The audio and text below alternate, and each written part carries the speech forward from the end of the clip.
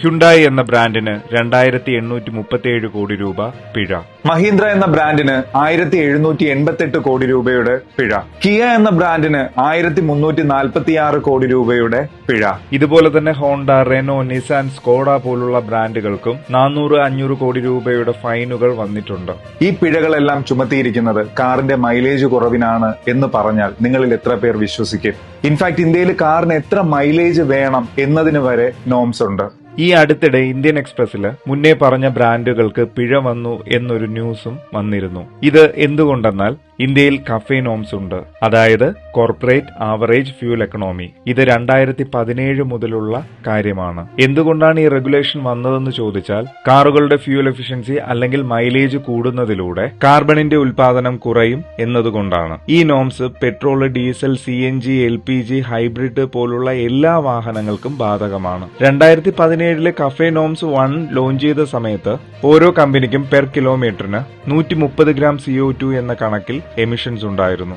2022 ഇതിന് മാറ്റം വരുത്തിക്കൊണ്ട് കഫേ 2 എന്ന പേരിലായിരുന്നു അതിനെ വീണ്ടും ലോഞ്ച് ചെയ്തത്. അതിൽ 113 ഗ്രാം മാത്രം എമിഷൻ ഉണ്ടാകണം എന്നതായിരുന്നു കണക്ക്. അതുകൊണ്ട് തന്നെ എല്ലാ കാർ മാനുഫാക്ചററോടും അവരിറക്കുന്ന ഓരോ കാറിനും ആവറേജ് മൈലേജ് എന്നത് 20 കിലോമീറ്ററിന് മുകളിൽ ഉണ്ടാകണം എന്നതായിരുന്നു റൂള്. അതായത് 100 കിലോമീറ്റർ യാത്ര ചെയ്യുമ്പോൾ 4.8 ലിറ്റർ ഫ്യൂൽ മാത്രം എടുക്കണം എന്നതാണ്. അതിനുവേണ്ടിയല്ലേ BS6 നോംസ് എന്ന് പറയുന്നത് എന്നൊരു ചോദ്യം നിങ്ങളുടെ മനസ്സിൽ ഉണ്ടാകും. BS6 എമിഷൻ എന്ന് പറയുന്നത് ഓവറോൾ എമിഷൻ ആണ്. അതായത് നൈട്രജൻ ഓക്സൈഡ്, സൾഫർ ഓക്സൈഡ് ഒരു വണ്ടിയിൽ നിന്നും എത്ര പാർട്ടിക്കിൾസ് വെളിയിൽ വരണം എന്നതാണ് അതിന്റെ കണക്ക്.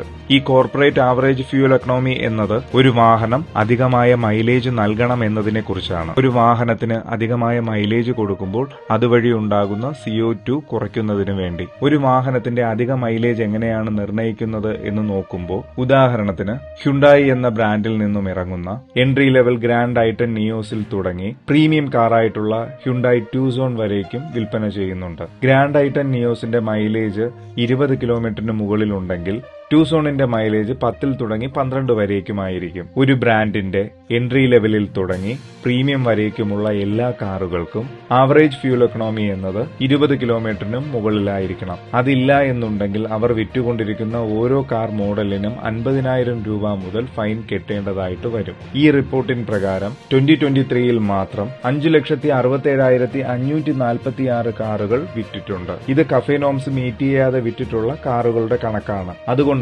അവർക്ക് 2,837 കോടി രൂപ ഫൈൻ വിധിച്ചത്. ഇതുപോലെ നേരത്തെ പറഞ്ഞ മറ്റ് ബ്രാൻഡുകൾക്കും പിഴ ചുമത്തിയിരുന്നു. ഇവിടെ മാരുതി സുസുക്കിക്കും ടാറ്റയ്ക്കും സംഭവിച്ചത് മാരുതിയുടെ വാഹനങ്ങൾക്ക് മൈലേജ് കൂടുതൽ തന്നെയാണ്. കാരണം അവർ ഹൈബ്രിഡ് ടെക്നോളജി യൂസ് ചെയ്യുന്നുണ്ട്. മാത്രമല്ല ഇന്ത്യയിൽ മൈലേജിന് പേരുകേട്ട വാഹനമാണ് മാരുതി സുസുക്കി. ടാറ്റ മോട്ടോഴ്സിന് സംഭവിച്ചത് അവർ വിൽക്കുന്ന വാഹനങ്ങളിൽ ഭൂരിഭാഗവും EV വാഹനങ്ങളാണ്. അതുകൊണ്ട് തന്നെ മൊത്തം കണക്കെടുക്കുമ്പോൾ മൈലേജ് കൂടുതലായാണ് കാണിക്കുന്നത്. അതുകൊണ്ടുകൂടിയാണ് ഇലക്ട്രിക് കാറുകളും ഹൈബ്രിഡ് കാറുകളും വിൽക്കുന്ന ബ്രാൻഡുകൾക്ക് ഈ കഫേ നോംസ് കൊണ്ട് ഒരു വിധത്തിലുള്ള പെനാൽറ്റിയും ഉണ്ടാകാത്തത്. എന്തായാലും ഇന്ത്യ അടുത്തതായി കഫേ 3 നോംസും കൊണ്ടുവരും. പവർഫുൾ ആയിട്ടുള്ള ഡീസൽ എഞ്ചിൻ കാറുകൾക്ക് എന്തായാലും ഇത് പ്രതികൂലമായി ബാധിക്കും. വീഡിയോ ഇഷ്ടപ്പെട്ടു എന്ന് വിചാരിക്കുന്നു. നിങ്ങളുടെ അഭിപ്രായം ഉറപ്പായിട്ടും കമന്റ് സെക്ഷനിൽ പറയുക. എല്ലാവർക്കും ഹൃദയം നിറഞ്ഞ വണക്കം.